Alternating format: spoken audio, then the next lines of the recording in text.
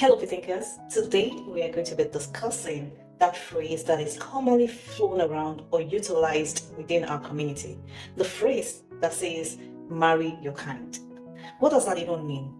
How have you been able to understand what that phrase means? Is it wisdom or a way of saying, stick to what you know? Is it a self-limiting statement? Stay around, don't go nowhere. Let's unpack this. The phrase, marry your kind, is a popular phrase that carries so much weight that we often realize. You see, at first when I heard that statement, it felt so good. It felt like a great advice. But at some point, I decided to sit with it. Because guess what? Who doesn't want compatibility? Who doesn't want shared values? Who doesn't want peace in a relationship? But sitting with that statement made me understand how it cuts across different people and the understanding people are giving to the statement. If you're enjoying what you're hearing already, please don't forget to like, share, and comment in the comment section what you think about this phrase. How have you been able to interpret this phrase? Have you been able to interpret it as marry someone from your social class, or marry someone from your tribe, marry someone from your faith, be it religion, Islam, Christianity, or the traditionalists, or marry someone that you have the same personality type? How have you been able to interpret it? Or maybe you have been able to interpret it to marry someone with similar interests, values, and goals. How have you been able to? Have you interpreted the statement to mean that, oh, social class, I have to marry someone that matches my social class? Oh, my family is from a rich family, I have to marry someone that matches that class. Or my family is very influential, I also have to marry someone from a very influential family. Is it tribe? Tribe means I'm Igbo, I have to marry Igbo. Or I'm from the north, I have to marry a northerner. How have you been able to interpret it? Or have you interpreted it as, I am a Muslim, I have to marry someone that is a Muslim, so our belief system would align? Or I'm a Christian, I have to marry a Christian. Of course, unequally yoked, you cannot match or align with someone that is unequally yoked. Have you interpreted it as, oh, I am sanguine, I have to marry a sanguine, or I am choleric, I need to marry a choleric? What has been your interpretation so far? And have you been able to ask yourself as well that, do you need to marry someone who is like you, or someone that is exactly like you, to have a beautiful courtship or beautiful marriage or beautiful relationship as it may? Really, you don't necessarily need to marry someone that is exactly like you, someone from your faith, someone from the same social class, someone from that you have the same personality or what have you. What really matters here, and I think what that statement, marry your kind, really means is marry someone that understands how you are wired, someone that respects and understands your value and matches your emotional and relational energy.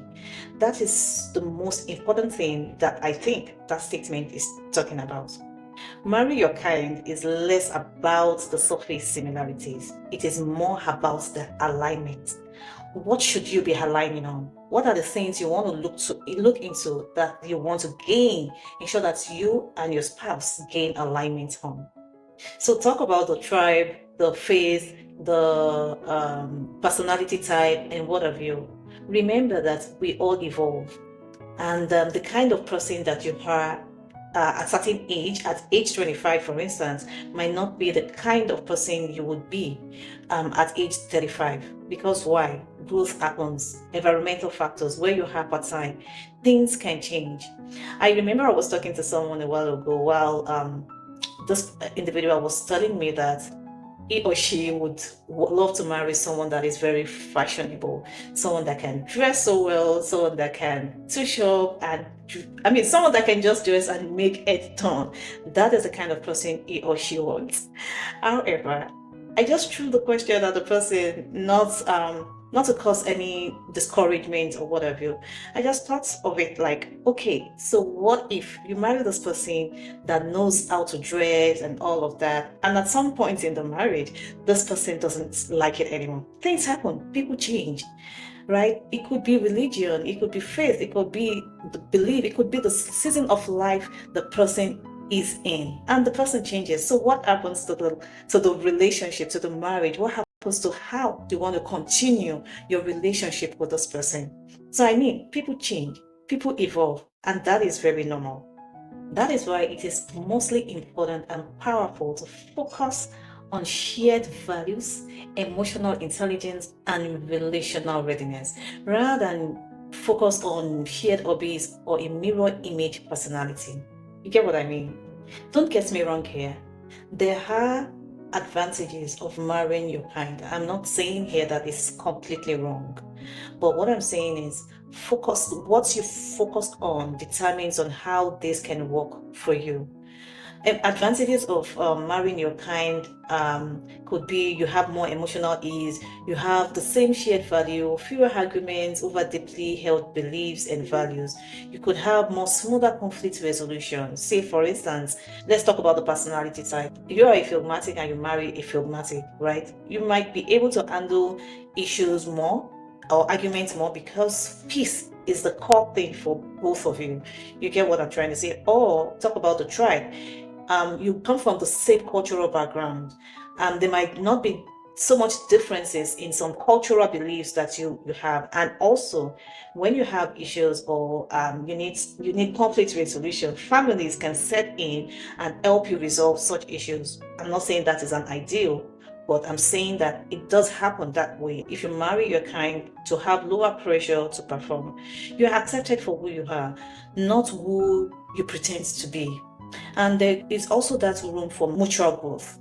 You challenge each other, but not from a place of ego or dominance. So those could also be the advantages you can get from marrying your kind.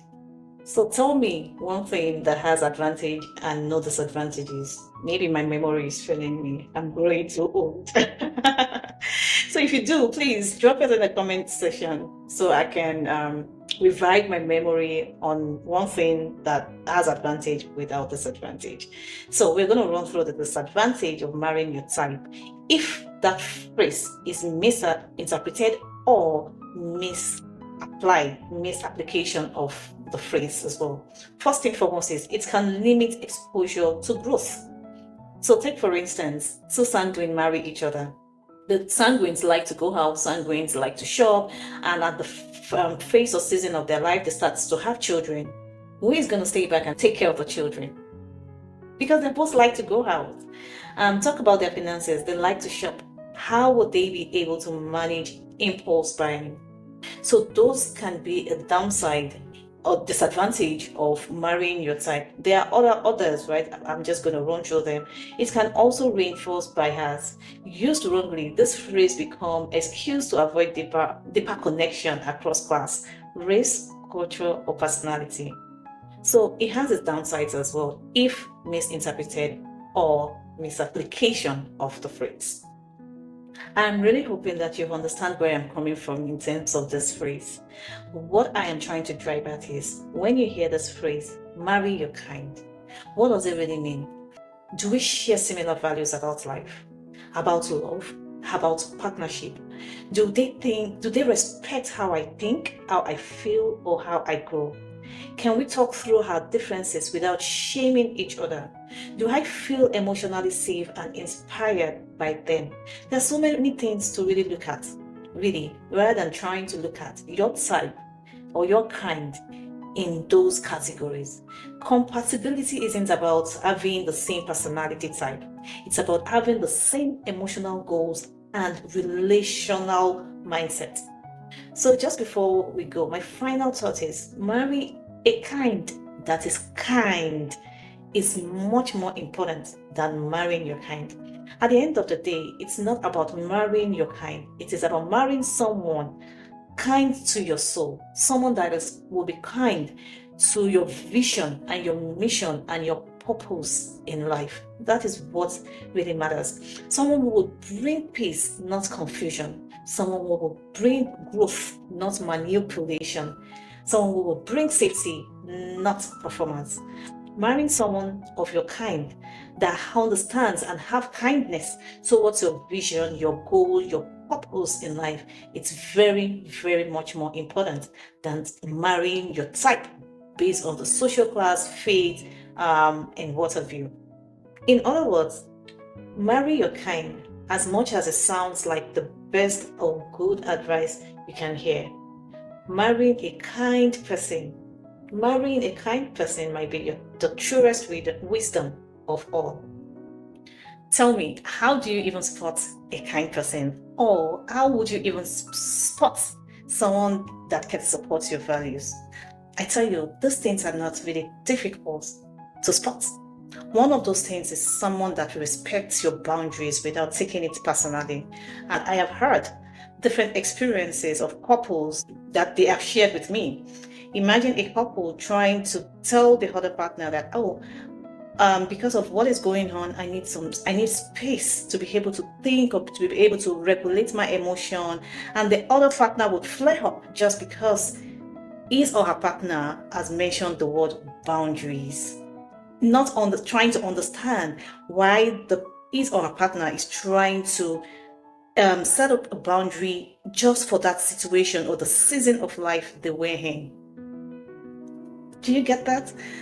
They listen to understand and not just to respond. They understand. They would listen. They are active listeners rather than responsive or trying to be defensive of what is not. Tell me about their consistency. They are consistent in their actions, not just performative. They value your growth, not just a version of what serves them. And that actually happens in some relationships. Some people at some point in their life, they want to grow, they want to do things differently, but the other partner is holding them down because he or she is not in support of the growth of the other partner. But I tell you, a kind person would want to listen to you on your vision and would be willing to support you, even if there are challenges that might not be able to support that your vision at that time. You would be able to speak to it and come to an alignment on how to go about it. Tell me how they talk about people, or tell me about how they relate with other people. We're not talking about the extreme that they show us most in movies and all of that. No. The way they talk with their parents, the way they talk with their siblings, the way they talk with, they interact with friends around them. It is very important. How compassionate are they with others? And even in conflict, how compassionate are they in resolving conflicts? They honor big and small agreements. They don't take agreements for granted. They make you feel emotionally safe. They make you feel emotionally safe around them. These are some of the points you might want to be looking at to spot a kind person. I think with these few points of mine, I've been able to share with you how to spot a kind person. And here we are in our Did You Know section. So, did you know that this statement is backed up scientifically by John Gottman? Who is John Gottman? John Gottman is a renowned relationship researcher, and he found out something incredible. He found out that couples who manage their conflicts, because of course we all have conflicts in our marriages, but couples who manage conflicts with kindness, I repeat, kindness and empathy, regardless of their personality differences, are more likely to stay happily married. I told you, kindness is above it all. Find someone that is kind, not to marry someone of your type. All right, then. All right, we're coming to the end. We have actually come to the end of this discussion, but a quick recap before we go. Remember, we talked about the phrase, marry your kind. What does it really mean? How to see it from different perspectives. We also talked about the advantages and disadvantages of this phrase if wrongly interpreted or misused. We also talked about how to spot a kind person. That one is a game changer for me. If I were you, I'm going to hold on to those points and ensure that I'm looking out for it.